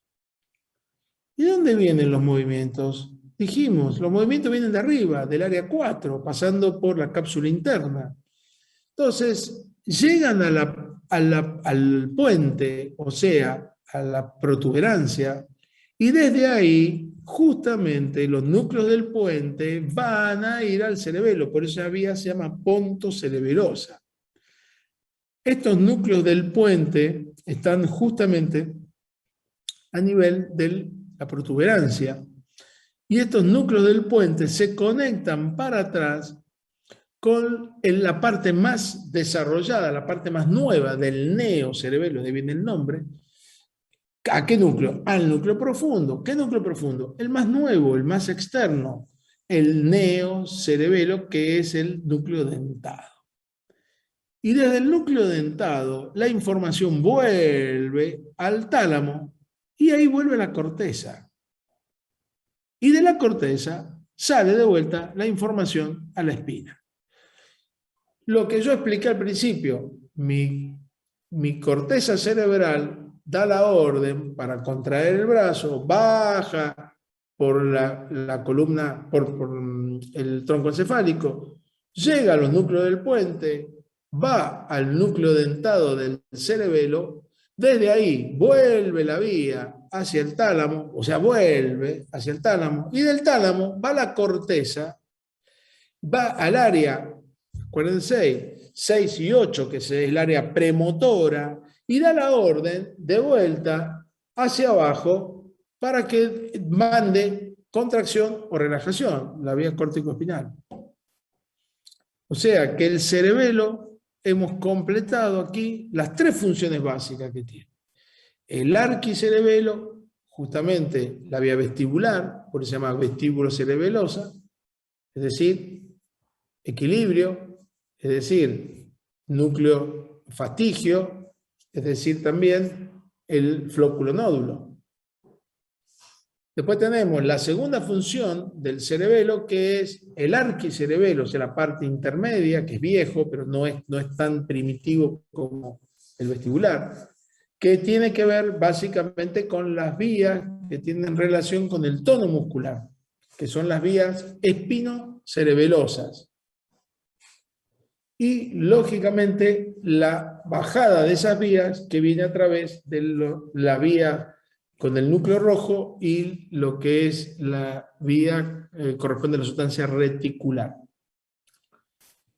Y esa estructura que es el arquicerebelo tiene que ver con el núcleo interpósito, o sea, dentado y emboliforme. Y tiene que ver con el tono muscular. Y la última, la vía de coordinación de los movimientos, tiene que ver con la vía motora, es decir, está viniendo de la corteza, baja a la protuberancia, de ahí va del puente al cerebelo, y tiene que volver para modificar ese circuito, y vuelve entonces justamente a través del tálamo a la corteza, y de ahí da la información. Por eso, bueno, traté de ser lo más didáctico posible. Esto es un tema que, bueno, hay que repasarlo varias veces, pero bueno, creo que traté que fuera lo más claro posible. ¿Alguna pregunta?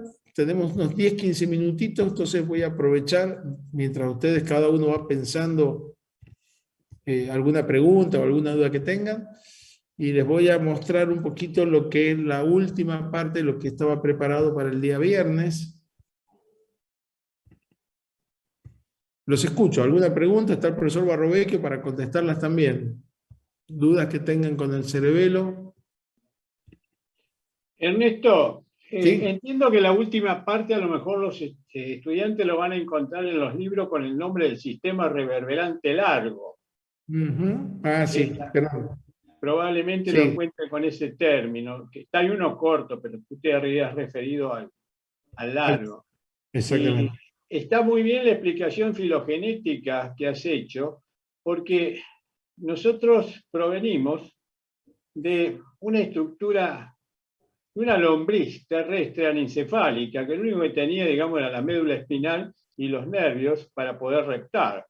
Luego, a medida que nos vamos viendo y nos vamos parando sobre la superficie de la Tierra, necesitamos desarrollar alguien que nos mantenga el equilibrio junto con la parte vestibular, que es justamente el arquicerebelo, lo más viejo. Luego, una vez que estamos manteniendo el equilibrio, comenzamos a decir, bueno, tengo que estar firmemente parado y desarrollamos lo que es el tono muscular, o sea, lo que viene a corresponder al palio. Y finalmente decimos, bueno, ahora ya tenemos todo, a ver, andemos, comencemos a caminar. Y ahí viene el neocerebelo a través de la coordinación de la vía motora principal en los movimientos de desplazamiento y en algunos otros. O sea, es, digamos, un poquito un cuentito, pero sirve para recordar bien las funciones de cada una de esas estructuras. Por otra parte, me resultó interesante lo que habías comentado con respecto a los temas de las neuronas. Siempre hemos creído que las neuronas no se reproducen. Últimamente se está investigando, o sea, no podemos decir que la ciencia no puede cambiar. La ciencia cambia permanentemente, porque lo que hoy sabemos mañana puede no ser así o puede ser mejor.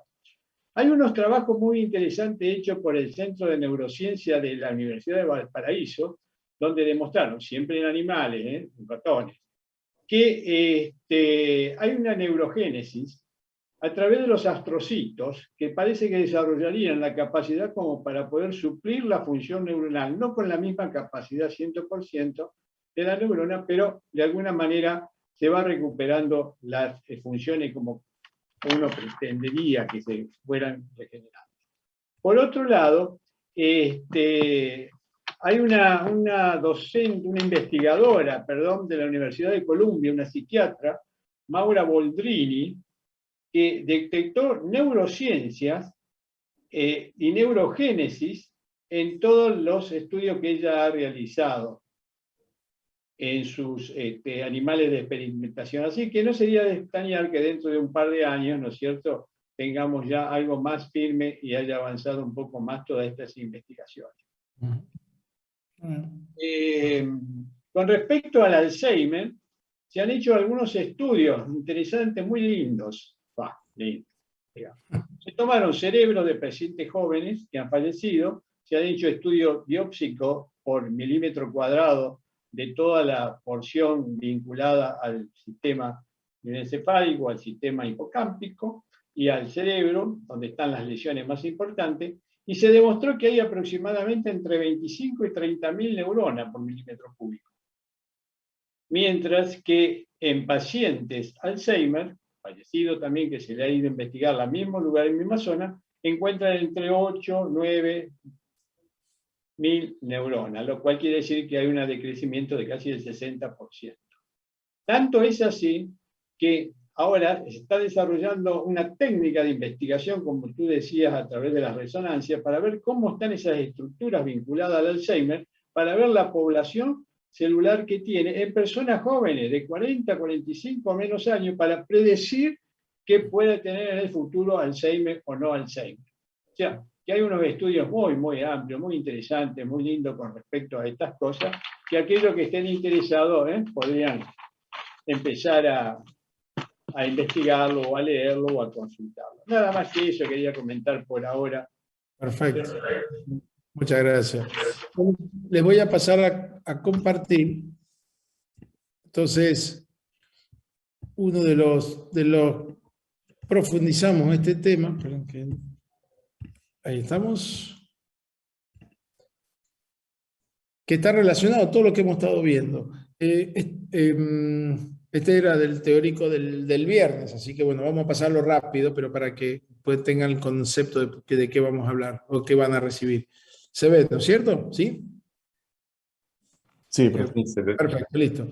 Entonces, esto fíjense, son las mismas estructuras, las mismas imágenes. Los ganglios, acá hablamos de ganglios de la base, pero del cerebro. No se confundan, los otros 4 núcleos que vimos son los ganglios cerebelosos, de la base del cerebelo, los llamados núcleos profundos del cerebelo. Estos son los núcleos de la base del cerebro. Son núcleos profundos, pero del cerebro.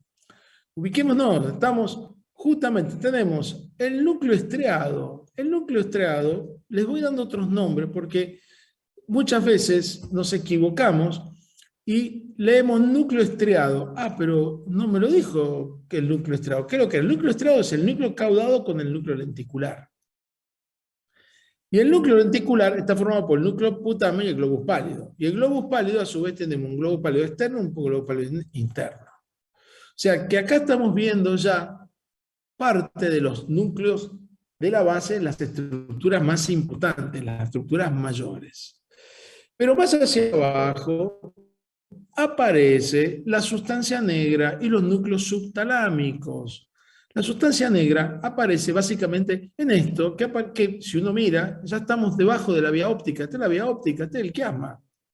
Estos son los tubérculos mamilares. Entonces estamos justamente estamos más hacia abajo. La sustancia negra es nada más y nada menos ubicada justamente donde hay dopamina en lo que es el tronco encefálico en la parte del mesencéfalo, o sea, los pedúnculos cerebrales, no cerebelosos, acá estamos cerebrales.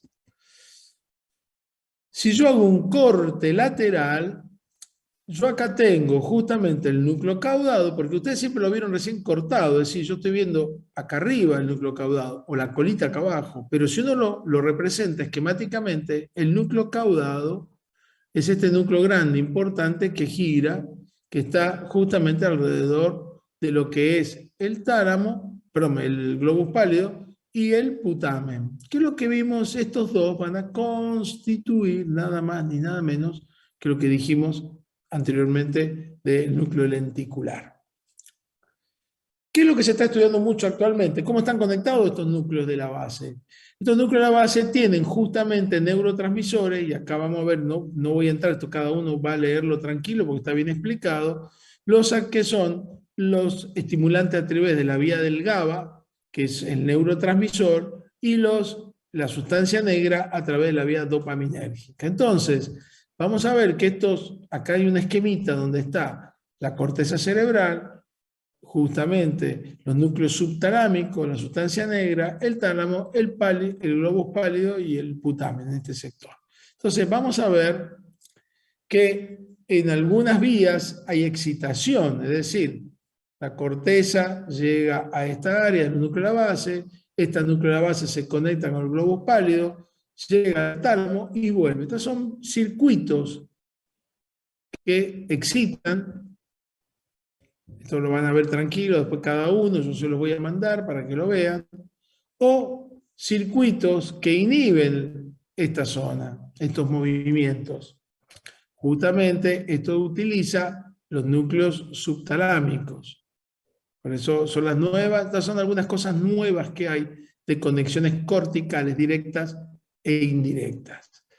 Conclusión, los núcleos de la base tienen que ver en lo que son los mecanismos de retroalimentación o feedback positivos que excitan o negativos que frenan. Es decir, depende de qué núcleo de la base, yo voy a tener una mayor excitación en la vía o la voy a tener un freno en la vía.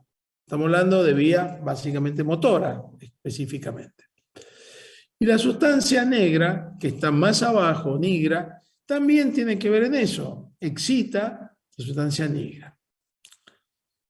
¿Por qué? Porque esta sustancia negra justamente trabaja sobre los núcleos de la base, globus pálido y putamen. ¿Qué sucede cuando esta sustancia negra no transmite bien el neurotransmisor? El neurotransmisor de la sustancia negra dijimos que era básicamente la dopamina. En cambio, los neurotransmisores de los núcleos subtalámicos es el GABA. Si esa dopamina no funciona, aparece el Parkinson. Entonces, miren. Michael J. Fox tenía solo 29 años cuando le diagnosticaron la enfermedad de Parkinson. Normalmente la sufren personas muy mayores, pero también se da en menores de 30 años en el 1% de los casos. Y en ese 1% le tocó estar al protagonista de Regreso al Futuro. Lo asombroso es que al descubrir su enfermedad, los médicos le dijeron que quedaría completamente incapacitado en 10 años. Esto lo que está mostrando acá, por eso lo traje, porque es una persona que todo el mundo conoce. Justamente el Parkinson provoca una alteración también en los movimientos, porque no solo el cerebelo trabaja en la coordinación de movimientos, los núcleos de la base tienen también esta misma función. Entonces, ¿qué es lo que sucede? Cuando un paciente justamente tiene alteraciones del Parkinson, este sistema, la sustancia negra, no produce justamente la producción de dopamina y no afecta, o sea, altera lo que es justamente el movimiento de los núcleos de la base. El otro estudio que se conoce perfectamente bien, dijimos recién, era a nivel de los núcleos subtalámicos y a nivel del tálamo, lo que es el GABA. Es el otro neurotransmisor que se conoce mucho. Hay muchos neurotransmisores que están en estudio ahora. Pero este es el otro. Cuando falta el GABA, aparece la corea de Huntington. Esta corea, y ya vamos a ver, tiene que ver con el déficit de este neurotransmisor. Todos influyen sobre los núcleos de la base. Y estos núcleos de la base tienen que ver justamente con el movimiento de las personas, que es coordinación de movimiento. Si uno tiene una pérdida del GABA, se llama corea o enfermedad de Huntington. Y ahora van a ver, miren cómo se mueve el paciente, miren. ¿Ven? El paciente tiene una incoordinación tremenda en los movimientos. Justamente para que vean ustedes cómo, miren, se le dice al paciente que se toque la cara. Miren cómo hace. Esta es la famosa corea. Y que parecería que el paciente estuviera como bailando, por eso muchos le llamaban baile zambito. Pero bueno, miren el trastorno que tiene. Esto es una lesión de los núcleos de la base, pero no de los que vienen del Parkinson, que es la dopamina, sino del sistema GABA. Esto un poquito para que ustedes conozcan algunas cosas que les quería mostrar con esto. Entonces, traté de ser un poquito más corto en esto, sin explicar en profundidad porque lo van a recibir, pero esto es el otro punto más que coordina el movimiento. Entonces tenemos una vía principal que está dando el estímulo, una corteza premotora que está coordinando, los núcleos de la base del cerebro que están coordinando también, están armando este sistema. Y hacia abajo el cerebelo, el neocerebelo, que está, como decía el doctor Barroicchio, da un circuito que va y viene, por eso se llama circuito reverberante, o sea que va la orden, llega al cerebelo y vuelve para ser modificada, por eso se llama reverberante, que vuelve a subir. Y eso es todo lo que hace que el movimiento que uno hace sea preciso. Es decir, si yo voy a tocar justamente, como hice recién, una tecla donde decía dejar de compartir, yo toqué y no tuve ningún problema. No estoy calculando si voy más adelante, voy para atrás, me tiembla la mano. Todo eso es patología. Y justamente en estas áreas de coordinación del movimiento es fundamental. Por eso que la neurología lo que hacen es estudiar todas estas áreas en forma específica.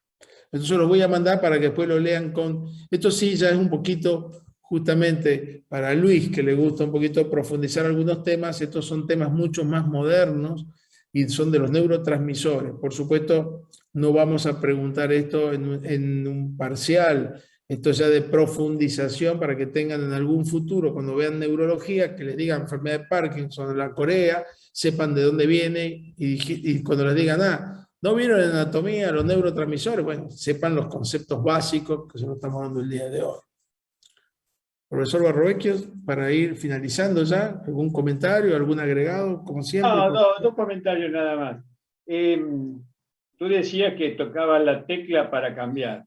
Yo creo que las mejores coordinaciones que he observado son las de los pianistas, porque no solamente coordinan los dedos de las manos, sino de los pies para pisar los pedales. O sea que hay una coordinación integral de los miembros superiores y de los miembros inferiores. Hay otros instrumentos que son exactamente igual. Y recordar que el temblor del Parkinson es un temblor de reposo. ¿Está? Pero cuando realiza un movimiento desaparece. O sea que es un temblor que desaparece la intención, no intencional. Es un temblor de reposo. Entonces usted va a ver el paciente que está permanentemente moviendo, contando monedas, pero llega un momento que le dice, mire, alcánceme un vaso, y ahí desaparece el temblor. Nada más que eso. Eso que dijo el profesor Barrovecchio me hizo acordar las clases de neurología que nos preguntaban nuestros docentes, ¿cómo diferencia un temblor de un parkinsoniano, o sea, de un núcleo de la base, de un cerebeloso? Y la respuesta era lo que dijo el profesor Barrovecchio.